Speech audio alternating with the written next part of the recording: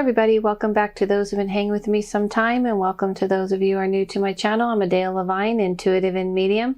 All right, speaking of medium, I want to dive right into the subject at hand. I've been wanting to do this for some time, but I didn't know if it was a video because I've made comments on it on podcasts and even on Instagram, and that is, what is the difference between psychic medium and a medium? Or even psychic for that matter. Let's ask my little friend here, Zoltar. You see him? I got this from Chicky Moo. She was selling these and I was like, what? Where my kits are and everything. Let's see what Zoltar has to say. Let's see. Hear your fortune from Zoltar. Men of genius are admired. Men of wealth are envied. Men of power are feared. But only men of character are trusted. What about women, Zoltar? Wow. Well, the point is, yes, to me, this is very relatable. I actually loved Zoltar as a kid. Some of you may know him from Big, the movie Big, but he actually was always on the pier at Santa Monica Pier here in LA. When I was a kid, you would go in. Now the pier's got like a million things going on, but back then the main event was just merely a merry-go-round. That was it. And by the merry-go-round was my little friend Zoltar. And I was always drawn to him. I was like, really like, whoa, like what's up with Zoltar? I don't know. I just loved it. And obviously I know why. And that brings me to my subject at hand. A psychic is definitely portrayed as this. Sometimes I feel like this. Why don't you just put me in a box and I'll just give you some answers. I've almost wanted to go as Zoltar, female version for Halloween. And the thing is, psychic medium, psychic is an old term. It is the idea, it is not ESP, it is not trying to read someone's mind. No, I actually was watching a show called The Circle. Yes, I watch these reality shows, and they had a fake catfish person who was playing a psychic, and they asked the psychic, you know, because they're a catfish, they didn't know this, you know, guess my number. And that is not what being psychic is. So psychic is not reading your mind. It is not reading your thoughts. Thank you. Thank you. My cat agrees. Because if that were to happen, that would be very disturbing. It would be very difficult. Like in Twilight Zone, one of my favorite episodes, he pays for a newspaper, uses a coin, it stays upright, and all day he could read people's minds. And it was torturous for one day. So if this was something psychics did, we would be tortured. However, ESP is the idea that you hear thoughts and thoughts come to you telepathically and you actually hear people's thoughts. And I do believe this happens and this is something that happens, but that is not psychic. Psychic medium we'll get to. A medium is someone who mediates between the dead to the living, because the dead does not need a medium to hear the living. So a medium is conveying messages, and I would just say having a conversation, mediating. Just kind of imagine the medium and the person sitting in a room, the person who had passed, and the mediums in between conveying and getting the person who is alive to understand and hear the dead. However, the dead can hear and see you just fine today and any other day. Now, a new term emerged and it gained popularity, I would say, over the last 10 years. And that is the idea of psychic medium. It is literally used all the time. Now, I don't have anything against people who call themselves psychic medium or that they're choosing to call themselves psychic medium, which is completely fine. However, a psychic medium does not mean they can talk to the dead. It's very different. Now, can someone who actually does mediumship claim themselves as a psychic medium? Of course, but I don't. I call myself an intuitive and a medium. Very two distinct readings that I do. And intuitive, to me, for me, was more comfortable because of so many reasons. Psychics were given such a bad name. There was a bad rap. People are picturing us sitting, on the street corner with cards and just, kind of nefarious, connotations about psychics. And I knew that part of my gift was very intuitive, where I could see into people. It was more than just, let me tell you your fortune. Let me tell you your fortune. Right, Zoltar? Yeah. It was more than that. It was more getting into depth about you as a person, seeing different possible paths, looking at different timelines, and using remote viewing and all of that sort.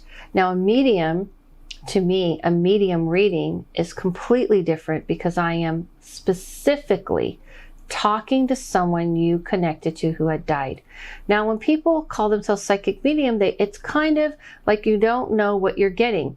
So if you do get a reading from someone who's a psychic medium, be sure you find out what they're actually doing. So here's some tips.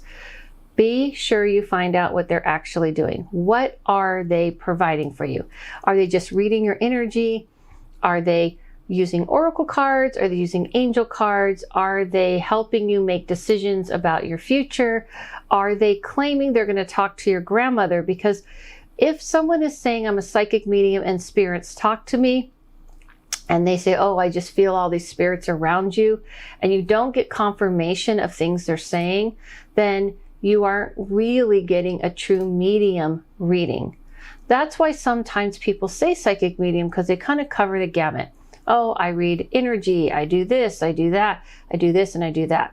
So they just kind of connect it all together. So as soon as people hear medium, they're kind of getting this feeling that the spirits are talking to that person to tell you things about your life and your future. So it is used so commonly. And let me tell you, TikTok has a plenty of psychic mediums. I even saw someone doing Reiki readings. Let me know in the comments below, by the way, if you have noticed, like myself, but I've been doing this for 18 years, and I'm going to explain why I gave that look about Reiki readings. And if you notice, the term psychic medium has been on an uptick. And what was your experience? Did you go to someone and did you say, I didn't really know what was going on? They said they were psychic medium, so I just kind of assumed they were going to give me a psychic reading, and they started talking about my aura and the colors, and I really didn't get a handle on what they were doing. All readers that you go to, whatever title they're giving to you, you need to find out what they do. It should always be a part of the reading to explain, this is how I work, this is what I do, and this is what I'm going to do for you today. Almost most readers I know who are legit and I've known all do that. We all do that because we want you to know our way of seeing things and reading. We don't keep it vague. So anybody who is coming from a legit place will always explain what to expect, what they're going to do. Even if it's on their website, even if it's somewhere when you're booking.